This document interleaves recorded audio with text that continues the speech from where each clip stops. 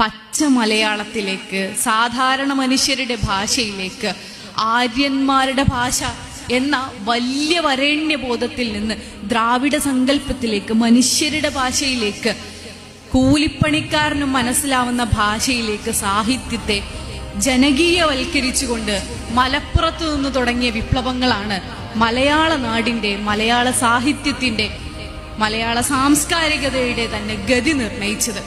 ആ ഗതി നിർണയിക്കുന്നതിന്റെ ഒഴുക്ക് തുടങ്ങിയ നാടിന്റെ പേരാണ് മലപ്പുറം എന്നത്. മലപ്പുറത്തെ ആഘോഷിക്കുക. മലപ്പുറം എന്താണ് എന്ന് ആളുകൾ പറഞ്ഞു വെക്കുന്ന കാലത്ത് നമ്മൾ പുതിയ കഥ പറഞ്ഞു കൊടുക്കുക, പഴയ കഥകളെ ഓർമ്മിപ്പിക്കുക. എന്താ മലപ്പുറം? മലപ്പുറം എന്ന് പറയുമ്പോ മലപ്പുറത്ത് നിന്നിട്ടുണ്ടായിട്ടുള്ള നവോത്ഥാനം മലപ്പുറത്തിന്റെ നവോത്ഥാനമല്ല, മലയാള നാടിന്റെ നവോത്ഥാനത്തെ കുറിച്ച ദേശത്തിന്റെ പേരാണ് മലപ്പുറം എന്നത്. മലയാള നാടിന്റെയും മലയാളിയുടെയും നവോത്ഥാനത്തെ കുറിച്ച ദേശത്തിന്റെ പേരാണ് മലപ്പുറം എന്നത്. അത് മലപ്പുറത്തെ കാക്കാര കഥയോ മലപ്പുറത്തെ താത്തമാര കഥയോ അല്ലെങ്കിൽ അവിടെ കൂടിയിട്ടുള്ള വളരെ ചെറിയ വിഭാഗം മനുഷ്യരുടെ കഥയോ അല്ല. മലയാളം എന്ന ഭാഷയ്ക്ക് പിതാവെന്ന് നമ്മൾ വിളിച്ചു പോരുന്ന ബഹുമാനപ്പെട്ട തുഞ്ചത്ത് രാമാനുജൻ എഴുത്തച്ഛന്റെ നാടാണ് മലപ്പുറം.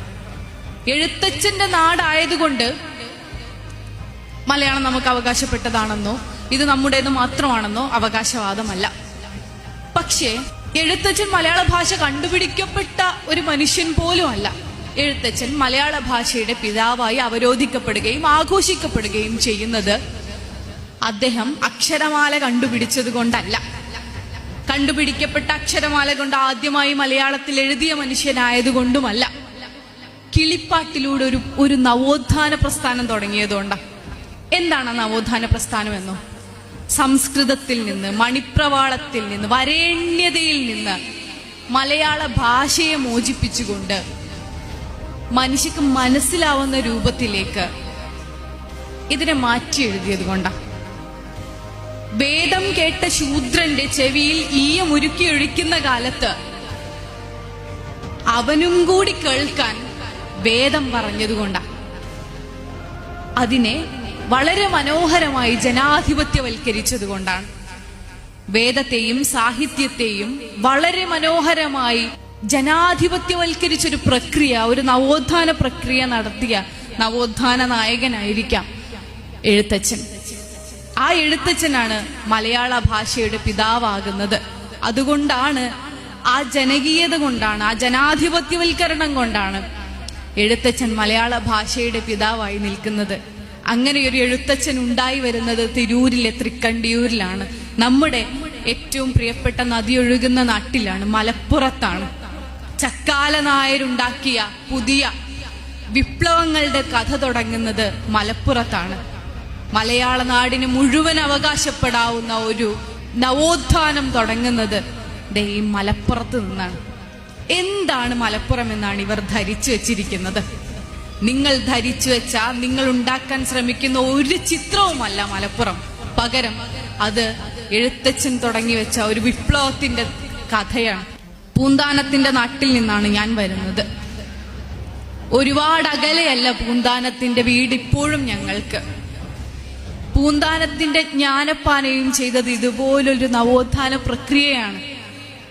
മനുഷ്യന് അപ്രാപ്യമായിരുന്ന വേദത്തെ ഇതിൽ നിന്ന് നിങ്ങൾ മാറി നിൽക്കണമെന്ന് പറഞ്ഞ മനുഷ്യരോട് അവർക്ക് മനസ്സിലാവുന്ന പച്ച മലയാളത്തില് ജ്ഞാനപ്പാന ഓതിക്കൊണ്ടാണ് പൂന്താനം കടന്നു വരുന്നത്. പച്ച മലയാളത്തിലേക്ക്, സാധാരണ മനുഷ്യരുടെ ഭാഷയിലേക്ക്, ആര്യന്മാരുടെ ഭാഷ എന്ന വലിയ വരേണ്യബോധത്തിൽ നിന്ന് ദ്രാവിഡ സങ്കല്പത്തിലേക്ക്, മനുഷ്യരുടെ ഭാഷയിലേക്ക്, കൂലിപ്പണിക്കാരനും മനസ്സിലാവുന്ന ഭാഷയിലേക്ക് സാഹിത്യത്തെ ജനകീയവൽക്കരിച്ചുകൊണ്ട് മലപ്പുറത്ത് നിന്ന് തുടങ്ങിയ വിപ്ലവങ്ങളാണ് മലയാള നാടിന്റെ, മലയാള സാഹിത്യത്തിന്റെ, മലയാള സാംസ്കാരികതയുടെ തന്നെ ഗതി നിർണയിച്ചത്. ആ ഗതി നിർണയിക്കുന്നതിന്റെ ഒഴുക്ക് തുടങ്ങിയ നാടിന്റെ പേരാണ് മലപ്പുറം എന്നത്. ഒരുപാട് അകലെയല്ല കുഞ്ചൻ നമ്പ്യാര് തുള്ളൽ പ്രസ്ഥാനവുമായി ഇറങ്ങിയത്. കുറച്ച് ഭൂപ്രദേശത്തിന്റെ അതിര് വെച്ച് നോക്കിയാൽ കുറച്ച് ഇപ്പുറം നമുക്കിപ്പോ പറയേണ്ടി വരും. പക്ഷെ മലപ്പുറം പിറക്കുന്നതിന് മുമ്പേ ഈ പറയുന്ന മലപ്പുറം ഉണ്ടല്ലോ, കുഞ്ചൻ നമ്പ്യാര് ഇതുപോലെ പച്ച മലയാളം കൊണ്ട് ഇറങ്ങുക. അമ്പലങ്ങൾ കളിക്കാവുന്ന, അല്ലെങ്കിൽ വലിയ ഈ പറഞ്ഞ പോലെ മനുഷ്യർക്ക് മനസ്സിലാവാത്ത രൂപത്തിൽ കളിച്ചുകൊണ്ടിരിക്കുന്ന കലാരൂപങ്ങളെ മനസ്സിലാവുന്ന രൂപത്തിൽ, കുറിക്കുകൊള്ളുന്ന രൂപത്തിൽ, മുഖത്തു നോക്കി കൊഞ്ഞനം കുത്തുന്ന രൂപത്തിൽ അവതരിപ്പിച്ചുകൊണ്ടൊരു കലാപ്രസ്ഥാനവുമായി ഇറങ്ങുമ്പോൾ മലയാള സംസ്കാരത്തിന്റെ, മലയാള കലയുടെ പുതിയ ചരിത്രം പിറക്കുകയാണ്. നമുക്ക് അവകാശപ്പെടാവുന്ന ചരിത്രമാണതും. അതും നമ്മുടെ ഭൂപ്രദേശത്തിൽ നിന്ന് ഒരുപാട് അകലെയല്ല, നമ്മുടെ നിലാനദിക്കരയിൽ നിന്ന് ഒരുപാട് അകലെയല്ല, നമ്മുടെ സംസ്കാരത്തോട് യോജിച്ചു നിൽക്കുന്ന സ്ഥലങ്ങളിൽ കലയിൽ വിപ്ലവം തീർത്ത, സാഹിത്യത്തിൽ വിപ്ലവം തീർത്ത് മലയാള നാടിനെ ഡിഫൈൻ ചെയ്ത, നിർവചിച്ച തുടക്കം എവിടെ നിന്നാണെന്നറിയോ? മലപ്പുറത്ത് നിന്നാണ്. ആ മലപ്പുറത്തെ നമുക്ക് ആഘോഷിക്കേണ്ടതുണ്ട്. ഇവിടെ തുടക്കത്തിൽ ഒരുപാട് മനുഷ്യരുടെ പേരുകൾ സൂചിപ്പിക്കുകയുണ്ടായി. ഞാൻ ആലോചിക്കുന്നത്, ഞാൻ ആഗ്രഹിക്കുന്നത്, ഇതുപോലെ മനുഷ്യർക്ക് അപ്രാപ്യമായിരുന്നതിൽ നിന്ന് മനുഷ്യർക്ക് പ്രാപ്യമാവുന്നതിൽ, ഏറ്റവും സാധാരണക്കാർക്ക് പ്രാപ്യമാവുന്നതിലേക്ക് കലയെയും സാഹിത്യത്തെയും സ്നേഹത്തെയും കൊണ്ടുവന്ന മനുഷ്യരെ കുറിച്ച് ഓർമ്മിപ്പിക്കാനാണ്. ഭാഗ്യവശാൽ അവരിൽ പലരും മലപ്പുറത്തുകാരാവുന്നു. മോയിൻകുട്ടി വൈദ്യരെ കുറിച്ച് പറയാതെ മലപ്പുറം പൂർണ്ണമാവുകയോ തുടങ്ങുകയോ ഇല്ല. ഹുസ്നുൽ ജമാലും ബദറുൽ മുനീറും ഒക്കെയുള്ള മാപ്പിളപ്പാട്ട് ജീവിതത്തിന്റെ ഭാഗമാണ്. മാപ്പിളപ്പാട്ടിന് തന്നെയുണ്ട് വലിയ രസമുള്ള ഒരു ചരിത്രം. അറബി മലയാളം സാഹിത്യത്തിന്റെ ചരിത്രം ഇപ്പോഴും സാഹിത്യ പഠിക്കുന്ന മനുഷ്യരുടെ പുസ്തകങ്ങളിലില്ലാത്ത, ചരിത്രങ്ങളിലില്ലാത്ത, ചരിത്രത്തിൽ നിന്ന് മാഞ്ഞു പോയൊരു വലിയ അമൂല്യ നിധിശേഖര ചരിത്രമുണ്ട് അറബി മലയാളത്തിന്. പാട്ടുകെട്ടുകൾ എന്ന് പറയുന്ന വലിയ ചരിത്രം. മലബാറിലെ സ്ത്രീകളെ കുറിച്ച് അന്വേഷിച്ചു നോക്കുമ്പോൾ ഇൻവിസിബിൾ ആയിട്ടുള്ള, കാണാൻ പറ്റാത്ത, ഒന്നുമേ ഉണ്ടായിട്ടില്ല എന്ന രൂപത്തിലുള്ള ചരിത്രമാണ് നമുക്ക് മുന്നിൽ വെളിപ്പെടുക.